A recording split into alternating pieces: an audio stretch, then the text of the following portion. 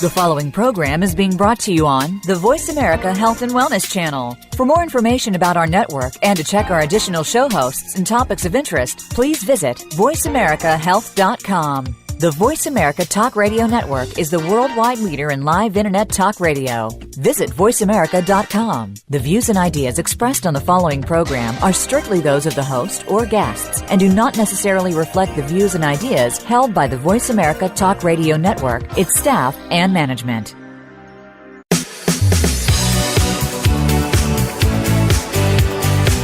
Welcome to Falling Through the Cracks. Feel alive and thrive with Dr. Rebecca Risk. Do you ever feel that even though nothing seems seriously wrong and you pass all the medical tests, that you still feel that your health, pain, and fatigue are completely out of control? It doesn't have to be that way. Listen to the tips and suggestions given on our program today and take back control of your health. Now, here is Dr. Rebecca Risk. Hi, everybody. Welcome back to Falling Through the Cracks. I'm your host, Dr. Rebecca Risk, and today we're speaking with Kelsey Miller. After years of yo-yo dieting and poor body image, she decided to face her fears and recreate her relationship with food. She embraced intuitive eating and shared her story in her book, Big Girl, How I Gave Up Dieting and Got a Life. Soon after joining the staff of Refinery 29, she created the Anti-Diet Project, which is one of the website's most popular franchises. So, Kelsey, welcome to the show. Oh, thank you so much. It's wonderful to chat with you today. I was excited to read your book. I found that some of your story, I think a lot of women can relate to, of either the poor body image that you felt as well, or stresses about what's the right food and what's not the right food. So I think this is going to be a great show talking about this. I'm really excited. Thank you. Yeah, I think, you'd be hard-pressed to find somebody, I think even men or women these days, who hasn't struggled with this to a certain degree. Yeah. Yeah, it is all-encompassing in our society. When I was looking for your book, or looking for topics for the show, I found a list of the top 10 diet books of that week, or not diet books, health books, and 9 of them were diet books. And only one was a different topic. So I think we're a little bit obsessed, and so the approach that you have taken into your life is different than how other people are approaching this topic. Yeah, I think that's true. But at the same time, I was sucked into that world for so long, and I think we get sent the message so often, and so. From so many outlets that, weight and health weight is the most important thing about health. Weight defines health, and not only that, but, you're sort of worthiness as a person. It's pretty crazy. Yeah. So what brought you to wanting to tell your story? I think what first started was when I really hit bottom with dieting when I was 29. And I knew that I needed to find another way. I had to find a way out. And I knew, because I am a writer, and somebody who shares, my natural reflex is to share my stories, as I go through them with other people in writing. I knew I would have to sort of bring people along for this ride with me. And I also understood that, obviously, as you point out, this is not a unique issue to me at all. This is a very, very common thing. So I decided to pitch a column on the topic where I worked at Refinery 29. And I pitched my column, The Anti-Diet Project, and that really is where it began. And then, because, I spent months sort of sharing the lessons I learned along the way, I got the opportunity to write a book and to write a memoir. And I knew that there was this sort of other side of the story that hadn't been told, and that really wasn't appropriate for the column. So I hunkered down, and I decided to tell basically the story of how I got into this mess in the first place and what happened when I got out of it. Well, and the how you got into the mess, as you put it, started at a really young age. You were put on a diet, and the way you tell your story, there was a lot of shame around food as well. And you tell us exactly like what happened and how young you were when this started. Yeah, it's really hard to pinpoint exactly, the moment, like the sort of crystalline moment where it all began, because as far as I can think back, in terms of being conscious of having a body, I recognized it as a problem to be solved. And I don't think I was, formally dieting when I was 5 or 6 or 7, but I definitely was, getting weird about my food. I was definitely recognizing that food had a relationship to my body. And also that when I ate certain things, it was clear that I shouldn't be, or that I was doing it in the wrong way or making bad choices. And I had an enormous amount of shame around my food choices and my body as it grew. And then I went on my first formal diet when I was 11. And, I wouldn't even really say I was put on it. It was a situation where I was a theater kid, and I had the opportunity to be signed to a talent management company, and they asked me to lose some weight. And I was all for it. And I enlisted my mom for help, and she was, very happy to help and stuff like that, because, I think that she knew this was something I really wanted. And it was really successful at first. I lost an enormous amount of weight very, very fast. And then, the magic wore off the way that it always does. And that sort of became the dragon that I chased for, about the next 20 years. I found interesting that you said you found your body a problem that had to be solved. Yeah. Mm-hmm. Yeah, which I mean, you're probably not alone in feeling that way, but it's an interesting way to think about yourself. Which I think definitely a testament to what was going on. You're 11 years old and you already feel that way about yourself. Mm-hmm.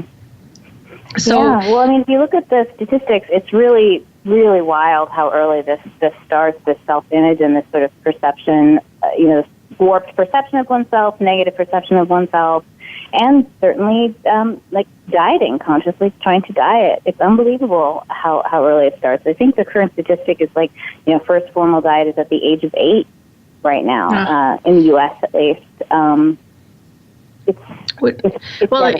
That's a crazy statistic, because I read other ones that say if you just teach children healthy eating but don't actually talk about formal diets until adulthood, they do better with food, and putting people on a restrictive diet can cause a lot of damage later on with food, which I guess is what you experienced.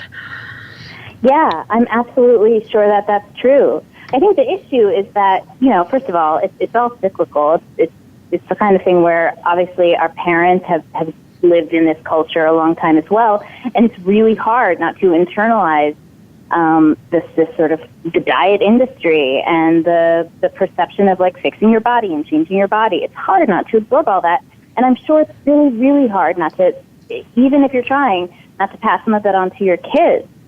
So I think there are rare exceptions. I see rare exceptions in my own life sometimes where people are sort of magically not, and have no food issues and no body image issues. They're just no, everything's fine. This is normal. And it's so bizarre to me because I don't know how you avoid that message. I really don't. I think it takes a special environment.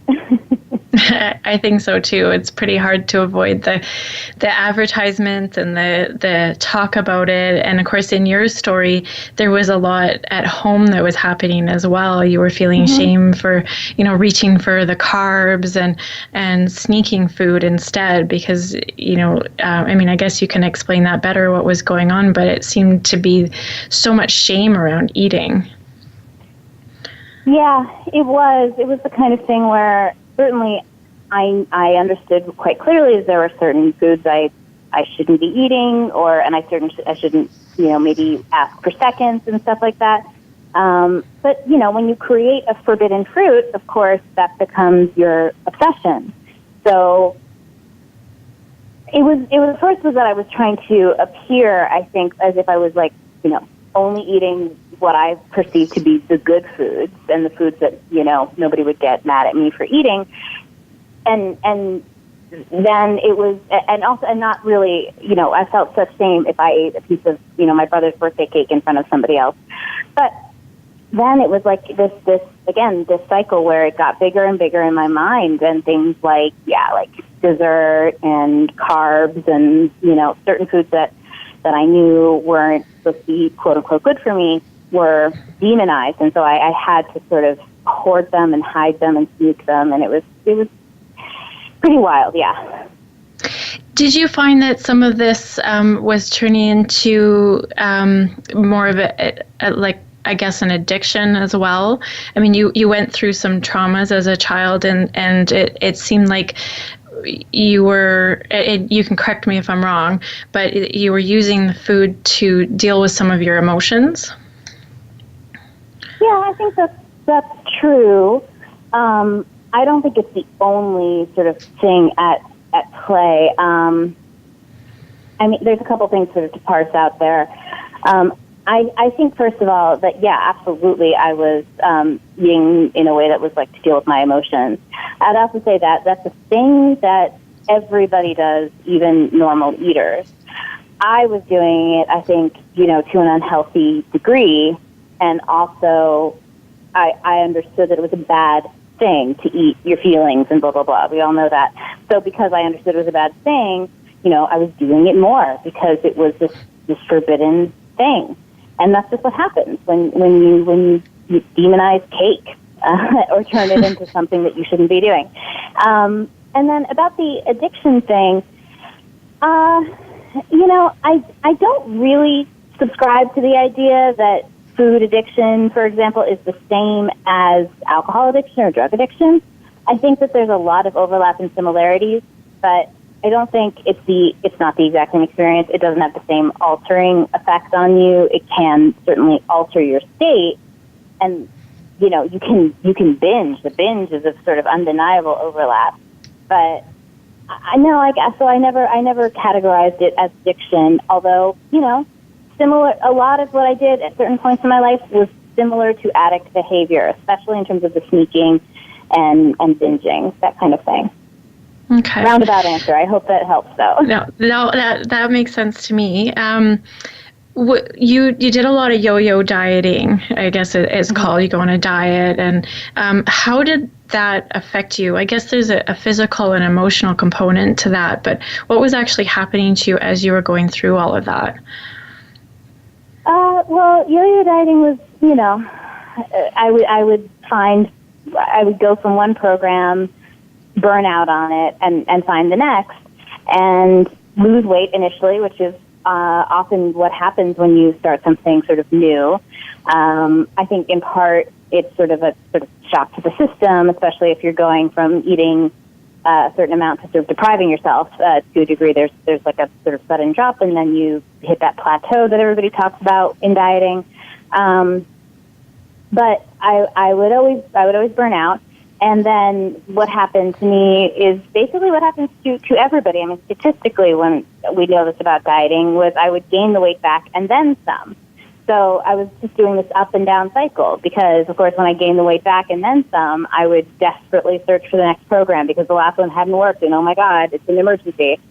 So that was the yo-yo thing. It was a cycle that I was super familiar with, and even though it was like my greatest torment, I think it was also a big comfort zone for me because it was a cycle I'd been doing for so long. I knew it very, very well. It's still shocking to me that we're so focused on diets when the statistics show that if you unless it's a real lifestyle change, which I think is what you did in the end, you are going to, lose interest or fall off of it, as people say, fall off the wagon, and then you're going to, gain the weight back and more, which is, I think, probably more traumatic. I don't know if you felt that way, but, you're putting all this effort in, and then the end result is worse than where you started. Absolutely. And, the sort of scary thing is that we've really begun to conflate that term lifestyle change with dieting because we understand now. I think a lot of people feel that, the word diet is not a good thing to say. We're supposed to be doing a lifestyle change, or we're supposed to be clean eating or doing something else. But really, a lifestyle change is about your whole life. It's not just about what you eat. So, and it's about, reframing the way that you think. The reason that what I do really is a lifestyle change is because I had to make this massive mental shift away from the constant goal of losing weight. I really couldn't eat based on the goal of losing weight, or exercise based on the goal of losing weight. It was relearning all those things from an entirely different perspective, and that's really, really challenging. And I don't think we get a chance to do it all that often in our lives. No, I don't think people even recognize that that's something that we have to do. We're going to talk about that more after we come back from this break. We're talking today with Kelsey Miller. She's the author of Big Girl, How I Gave Up Dieting and Got a Life. So please tune in. We'll be back shortly.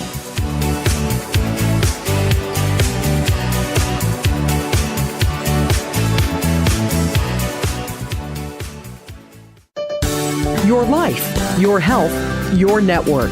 You're listening to Voice America Health and Wellness. Addiction can affect our relationships, our families, our home, and work lives, but most importantly, ourselves. The recovery process can do wonders in the lives of people suffering from active addiction and also for those that love them. It's not just 12-step programs, but so much more. Start by tuning in to Miracles in Recovery with host Ray Lynch, Mondays at 7 p.m. Eastern Time, 4 p.m. Pacific Time on the Voice America Health and Wellness channel. Hope is in your corner. Can grief be good for you? Absolutely. It gets your attention, helping you evaluate your choices and relationships. Your losses define who you are. Tune in each week for Good Grief with host Cheryl Jones. Our show features those who have made incredible transformations by grieving their losses. You'll learn how to find your courage and strength. You'll discover the important things in your life and how to let go of things that are less important. Good Grief airs live Wednesdays at 2 p.m. Pacific Time, 5 p.m. Eastern on Voice America Health and Wellness. There is a distinct connection between your physical health and your spiritual health. You would be surprised at how closely the two go hand in hand. By taking care of your body, you take care of your spirit. And it works the other way, too. Honor God with what He gave you. Listen for the Divine Wellness Academy radio program with Troy Ismir. Tune in live every Monday at 5 p.m. Eastern Time, 2 p.m. Pacific Time on the Voice America Health and Wellness channel. And be inspired to use your body for God's glory. Opinions, options, answers. You're listening to Voice America Health and Wellness.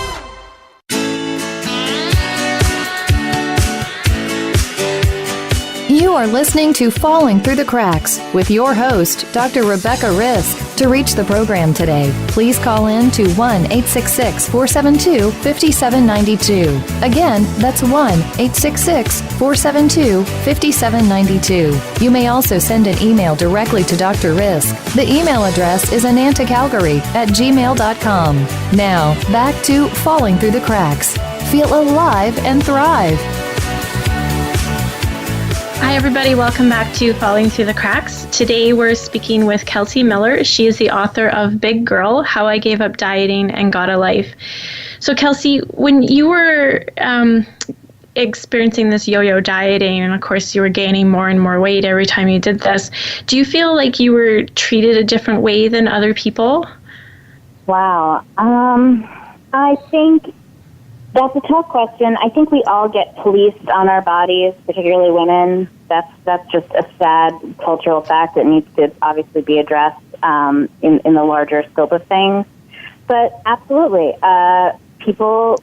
I've always, or not always, but I've never been thin. I wasn't always like quote unquote plus size, but I was never a thin person, and so I did notice the ways that I was treated differently. I mean, when I was in school, it was very evident because even though I wasn't, I really wasn't what you would describe as fat, probably, I was just not in the way that my classmates were. So I was designated fat girl, and like I got all of that heat.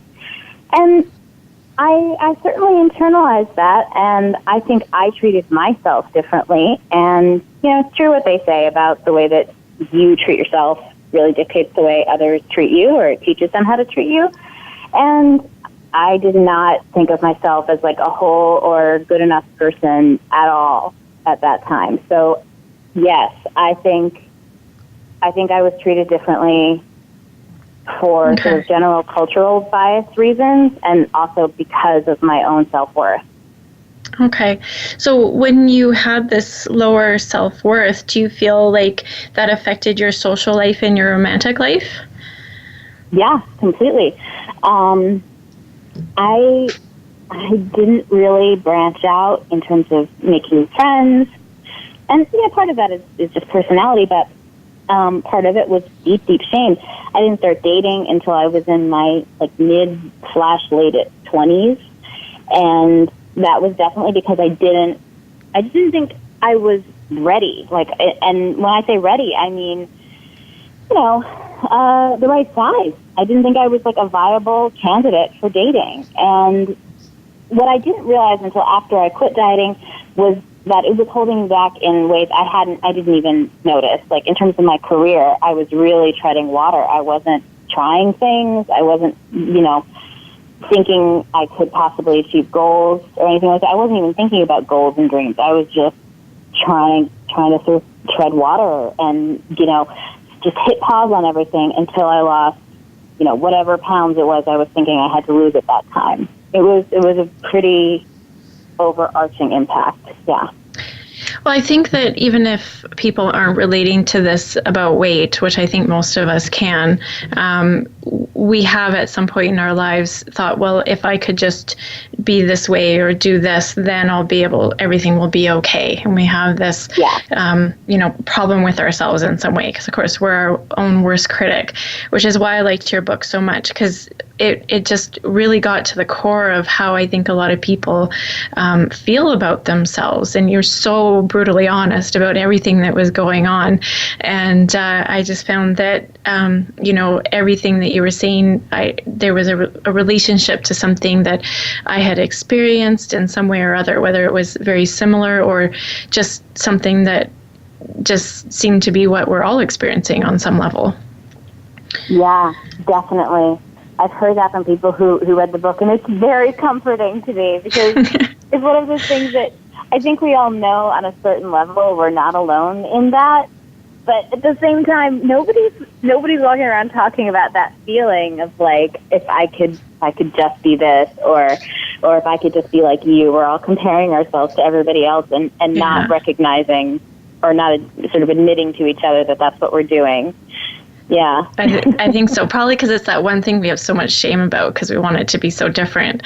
So we don't talk to anybody else about it. And then everybody else is feeling the same way, which I think if we knew that and understood that, it might change a lot of things as well. That would be great. Yeah. We could all know that and know it forever, because I know it sometimes and sometimes I don't know it. In practice. So when you gave up dieting, which I think some people, especially if they haven't read your book, are wondering, what exactly did that mean for you?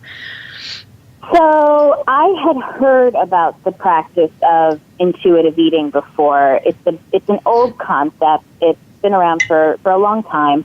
And I'd even, I used to scroll around for diet books on the internet constantly, and it would come up every now and then.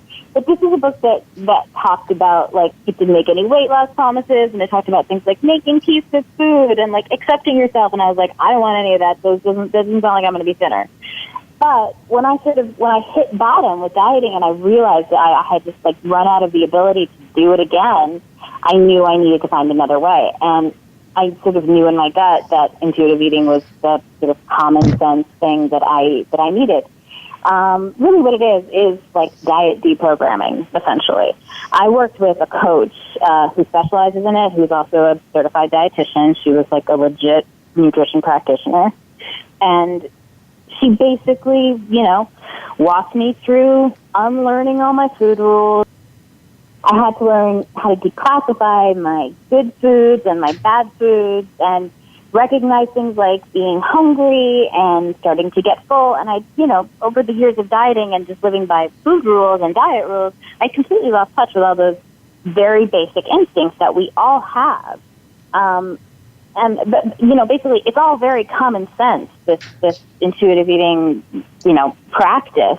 But we have lost, I had lost any sort of semblance of common sense years ago after doing all the dieting and learning to treat food basically not like food, but as the savior or the enemy, depending on what kind of food it was.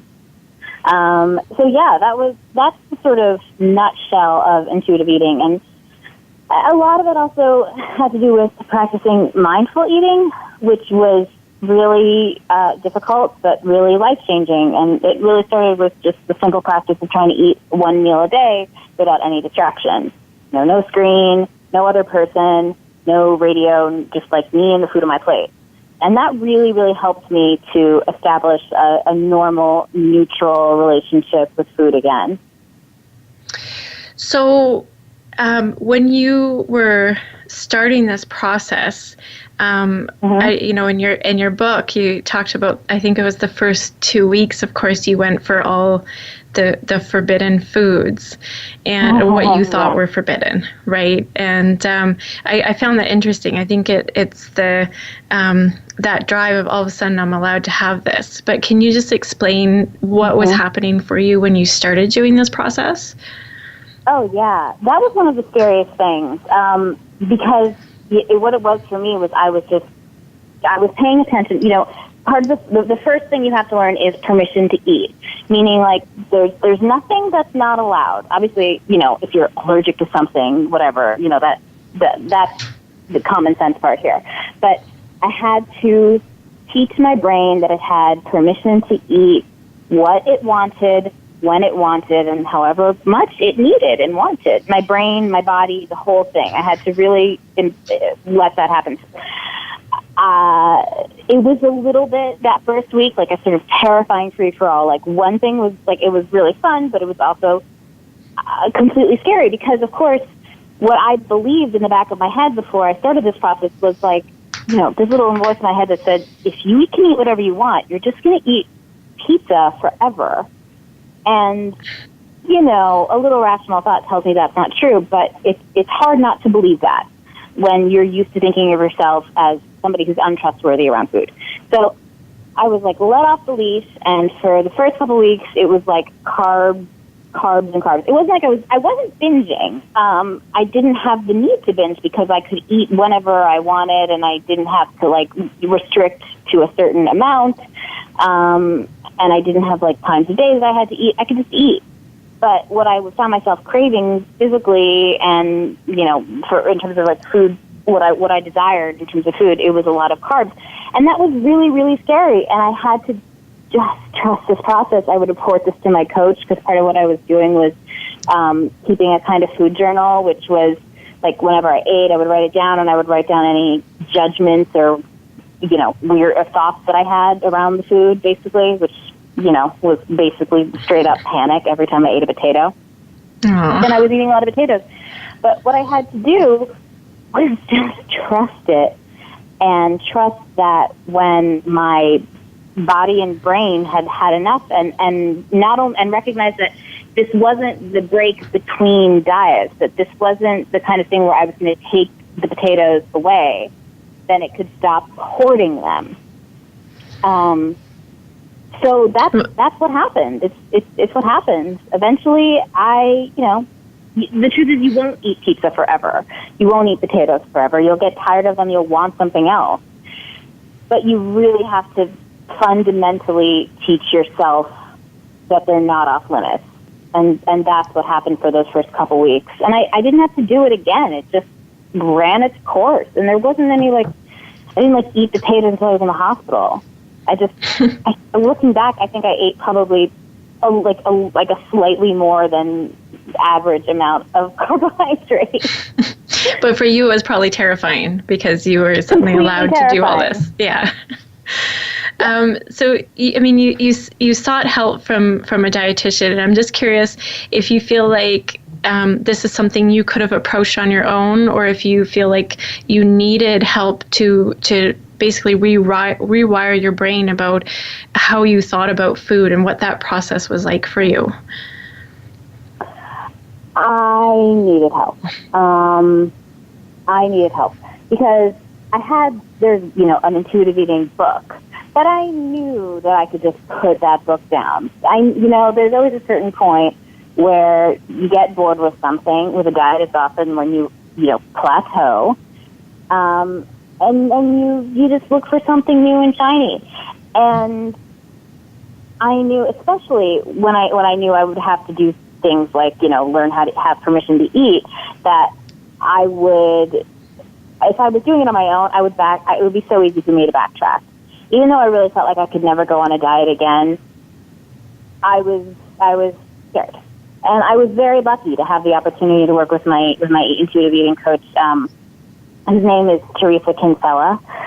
She's wonderful. And I mean, I think that even if you can't work with a coach, which not everybody can, of course, the important thing is to give yourself some support and structure. And there are so many communities out there that do this, especially on the internet.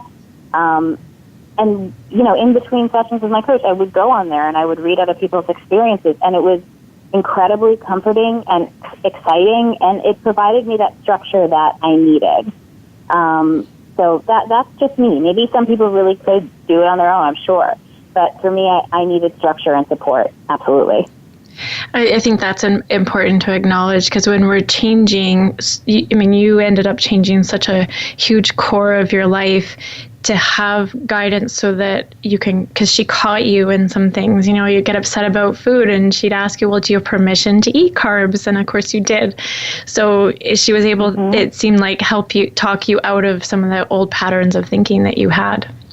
Yeah, absolutely. That was a huge part of it. Okay, so we're going to take a quick break. We're talking today with Kelsey Miller. She is the author of Big Girl, How I Gave Up Dieting and Got a Life. And we're going to be back shortly after this break.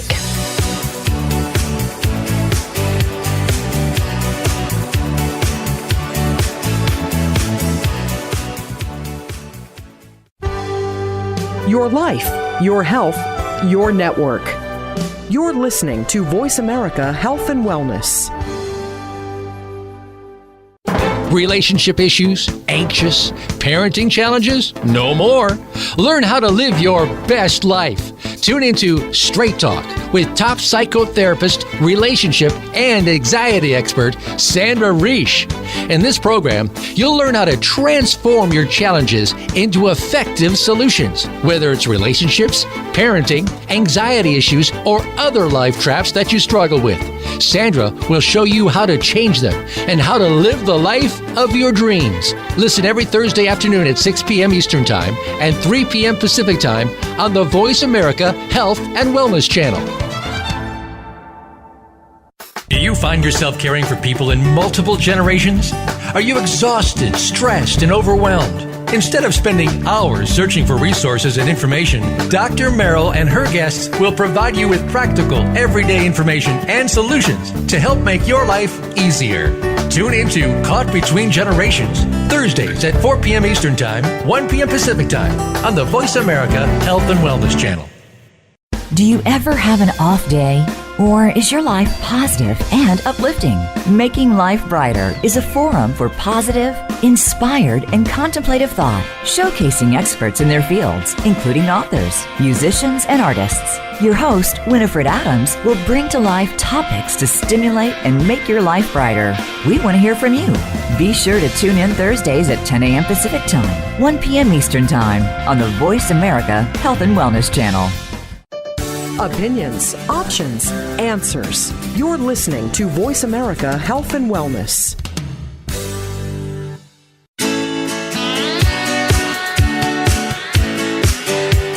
You are listening to Falling Through the Cracks with your host, Dr. Rebecca Risk. To reach the program today, please call in to 1-866-472-5792. Again, that's 1-866-472-5792. You may also send an email directly to Dr. Risk. The email address is anantacalgary@gmail.com. Now, back to Falling Through the Cracks. Feel alive and thrive. Welcome back to Falling Through the Cracks. We're talking today with Kelsey Miller. She's the author of Big Girl, How I Gave Up Dieting and Got a Life. She also created the Anti-Diet Project, which is a popular franchise of the website Refinery29. So Kelsey, I know that what some people are probably thinking as they listen to this interview is if you lost weight. And I'm actually not going to ask that question because I don't think that's the point of what you did. So I want to know how you feel about food right now. I feel much more neutral than I ever have in my life. It's funny, I had to really think about that because I'm so used to having extreme reactions and emotions to food, and now it's exploratory. It's it's not 100% different than when it once was. I still have some of those old beliefs and thought patterns. You know, when you've done Weight Watchers a bunch of times, it's hard not to look at a piece of bread and know exactly how many points are in it, right? It's hard to unlearn those things. So basically what I do is when those sort of old thoughts come up in my head, I look at it and I say, okay, yep, I hear you on the points. It's also a piece of bread. And I sort of talk myself into it becoming neutral again. Again, it requires, a not insignificant amount of mindfulness, which is a huge effort. And I don't always have the energy or the will to be so super mindful around food. But I do try to keep it going throughout my day and throughout my life and make it an ingrained habit. And it's becoming much more easy as time goes on. But that's not to say that everything is sort of magically all better again. It's just, it is a million times better than it was before. I'm not tortured by this. I feel very little and very infrequent anxiety around food, and it's just the greatest possible gift, you know? I can imagine. You talk at the end of your book as well, because you're doing all this mindful eating, intuitive eating. You realize some other things about what was going on in your life. You called it being distracted, and can you just explain what that is and if that's changed as well? Yeah, yes, it has. Food for me was obviously my biggest distraction in life, and the thing I sort of got all caught up in, whether it was restricting food or managing food or binging on food, whatever it was, it all revolved around that. But there were other things that I did to sort of keep myself from feeling anything or engaging in anything. Like I said, it was a comfort zone to sort of, and it is easier to hit pause on your life and say, I won't do this until ... And I managed that in other ways. And when I took food, the sort of food distraction out of the equation, all the other distractions in my life kind of came flying up in my face. Like the fact that I walked everywhere with headphones in, and the fact that I turned the TV on, the second I got home, the fact that I had to have music or an audiobook going all the time. That I really had to acknowledge that as an issue, because I didn't want to be totally disengaged from my life. And it's, again, something that I still practice. I try to, delete games off my phone, or at least, not let the default thing I do be some sort of form of distraction. I try to just be okay with being quiet and being still and maybe alone at certain points throughout the day. And it's a struggle, but it's what keeps me I want to say grounded, but it really keeps me just sort of engaged in the world and gives me room to really think, you know? It makes sense to me because I think we're also in a day and age where we're hyper media, which is part of the problem with our body image, as well as I think a lot of people are distracted as well, and to be able to recognize that and to change that as well. I think we all need to do that on some level. I think most people are pretty distracted, instead of carrying books around like we used to, people carry phones around, right? Mm-hmm. So at the end of your book, you talk about how you're not looking at the scales anymore, but has your health changed by doing this? Yeah. For one thing, before I started doing this, I was afraid to go to the doctor because I was so afraid, first of all, of being weighed, and also of being, having to talk about my weight. Even if I went and my doctor didn't comment on my weight, which, looking back, I don't think he did all that often. It's scary because it's always something to be ashamed of. And yeah, I take care of myself in so many more ways now, and part of that is regularly going to the doctor. And he's happy, I'm happy. It's a good situation. I also have, for the first time in my life, a consistent relationship with exercise. I didn't talk about that a lot, but just like with dieting, I was very on again, off again when it came to the gym. It was very extreme. It was either just like complete commitment, constant, twice a day workouts like a maniac, or working out to the point of injury, or not doing anything for like years. It was crazy. So this is the first time in my life where I consistently exercise, and I actually enjoy it, and I actually I actively try not to associate it with calorie burn, because that was the only thing it meant to me before, Yeah, so it's a much more healthy relationship with a lot of things, including my body and fitness. Yeah, I can see how it would make a difference if you're exercising because you have to burn a certain amount or do this rather than just choosing something that you enjoy because you want to be active, which is a whole different mindset. Yeah, it was the opposite before. I really didn't think that a workout counted unless I hated every second of it. No. Which, goes with the same, you had this shame about food, and then, the other thing that's good for you, eating properly, and then also you're probably feeling the same shame about exercise, whether you're doing it or you didn't do enough because you didn't feel the burn enough. So I can see where that would get you in a weird state for sure. Yeah.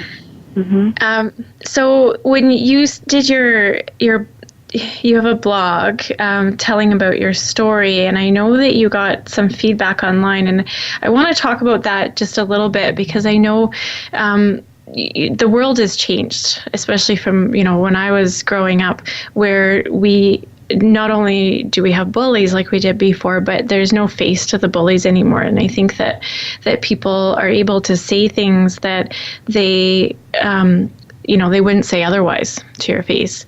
Sure. And how did that impact this journey? You were doing this in such an open way of changing your life, which is sometimes a very private thing for people, and you were getting comments about it. How did that affect you? Well, it was strange because, you'd think, it would just hurt my feelings and I'd never look at them. But really, I was so drawn to the negative comments that I would get on the column on the Anti-Diet Project, on the Refinery. And I would immediately look for the comments whenever a story went up. And, there was a sort of schadenfreude to the whole thing, but, on myself. And I think part of it had to do with the fact that I was just astonished by the cruelty of people. But there was definitely a part of me, in the back of my head that really believed that. believe the horrible things that people would say about me online, that I was just like, a big, fat, disgusting creature kind of thing. I think those really spoke to that self-hating part of me. And after a while, part of it was I just got bored. And the other part was I think that I started to not hate myself in that way anymore. And certainly not to that degree. And so I don't feel the need to reach for those comments. I don't feel the need to flood myself with all the terrible things people say to me anymore. I recognize now that even though I sort of laughed at them before, that, they embedded in my mind. They became things that I carried around with me everywhere I went. As crazy and as hateful as I knew these people were, I still carried them with me, and I don't need to do that anymore. Well, I think that's interesting. I mean, you said you got bored of them, and I'm just wondering if you feel like if you hadn't done the intuitive eating and become more aware of yourself, if you would have actually become bored, or if you hadn't done the work, if those comments would still be affecting you in the same way. Probably, yeah. I mean, yeah, absolutely. They're very familiar voices. As you point out, we all have some sort of deep, shameful thought in our head, and we all are prone to self-doubt, some of us more than others. And I think even though we recognize that as not a good thing, we seek out validation of that. And it's so easy to do when you're not paying attention, And so I said, when I started sitting up and paying attention, it became impossible to continue that habit anymore of kind of flagellating myself with negative comments. Yeah, and I don't know, I kind of feel like the negative comments are the same as your internal negative comments as well as the negative relationship with food. And then as you change everything is just kind of changing in the way that it meant to be originally. Yeah, it's definitely an incredible positive development. So I'm sure there's a lot of people listening that are relating a lot to what we're talking about. I mean, I don't think I know, I can't think of any women that I know who haven't thought of it, even just, I don't like this part of my body or part of myself. And what would you say to people who are where you were a few years ago? It's so hard, because whenever I consider that question, I think about myself before this time, and I think about the fact that I would not have listened to any advice whatsoever. It just wouldn't have penetrated. But who knows? I would say to somebody who is in my position, what are you waiting for? Don't wait.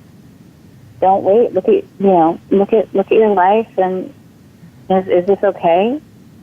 Can you maybe consider the fact that you are all right as you are right now? I mean, hypothetically even, what would that be like if there was nothing wrong with you anymore in your head? So it's scary. It's a scary thing to say, yeah. And I think had somebody pose that to me, I would have been very defensive. But it's a radical thing to be like, maybe I'm not a problem to be fixed. Maybe I should sort of seize my life and move forward with it right here, right now, in this body that I have. But, I guess that's really all we have. We don't really have any guarantees about the future, and there's just no point in waiting. It's terrible. Waiting is terrible. Don't do it. Well, I like how you're saying that, because, you waited, you didn't seek out friends and you didn't seek out romantic relationships until you were older than your friends had been, because you were waiting for things to be perfect. And you probably would have enjoyed things more if you had, gone out and done those things. But obviously there was a process that had to happen for you, but I like that you're saying that.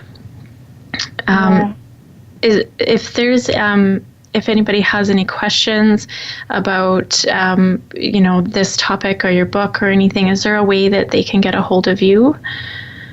Yeah, absolutely. You can find me on social media. I'm on Instagram and Twitter at Ms. Kelsey Miller, MS Kelsey Miller. I'm on Facebook, Kelsey Miller Writer. And I publish the Anti-Diet Project on Refinery 29 every other Monday. And KelseyMiller.com. If all else fails, go for it. Email me directly from there.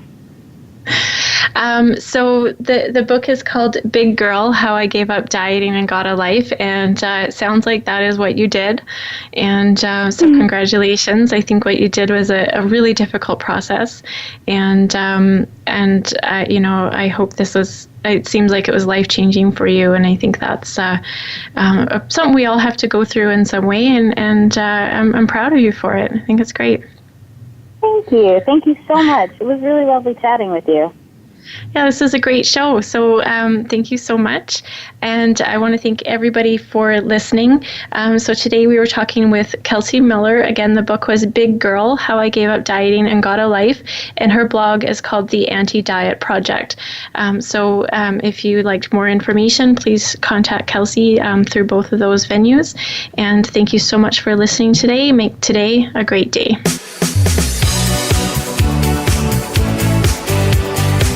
Thank you for tuning in to this week's edition of Falling Through the Cracks. Feel alive and thrive. Please join Dr. Rebecca Risk again next Monday at noon Eastern Time and 9 a.m. Pacific Time on the Voice America Health and Wellness channel. We'll talk more next week.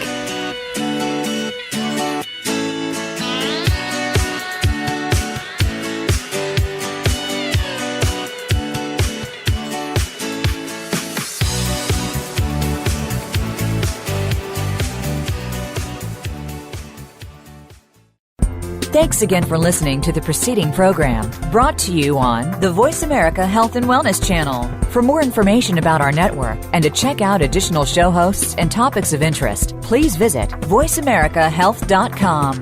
The Voice America Talk Radio Network is the worldwide leader in live Internet talk radio. Visit voiceamerica.com. The views and ideas expressed on the preceding program are strictly those of the host or guests and do not necessarily reflect the views